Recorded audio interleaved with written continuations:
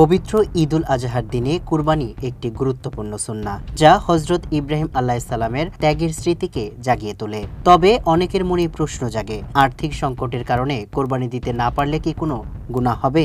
ইসলামের বিধান অনুযায়ী জিলহজ মাসের 10 তারিখে সকাল থেকে 12 তারিখ সূর্যাস্ত পর্যন্ত 7.5 ভরি সোনা, 52.5 ভরি রূপা কিংবা সমপরিমাণ নগদ অর্থ বা ব্যবসায়ী পণ্যের মালিক থাকলে কেবল তার উপরই কুরবানি করা ওয়াজিব। এই সামর্থ্য না থাকলে আর্থিক অসামর্থ্যবানদের উপর কুরবানি বাধ্যতামূলক নয়, আর না দিলে কোনো গুনাহ বা দাওয়া নেই।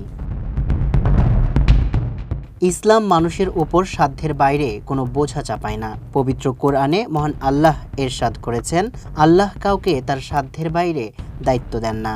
আর সহিহ মুসলিমের হাদিসে রাসূলুল্লাহ সাল্লাল্লাহু আলাইহি ওয়াসাল্লাম বলেছেন, আমি যা আদেশ করেছি তা তোমাদের সাধ্যমতো পালন করো।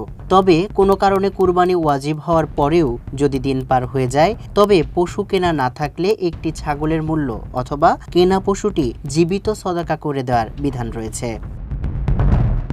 পবিত্র কোরআনে বলা হয়েছে, পশুর মাংস বা রক্ত আল্লাহর কাছে পৌঁছে না, বরং তোমাদের তাকওয়া তার কাছে পৌঁছে। তাই সামর্থ্য না থাকলেও সামান্য আমলের মাধ্যমে আল্লাহর নৈকট্য লাভ করা সম্ভব।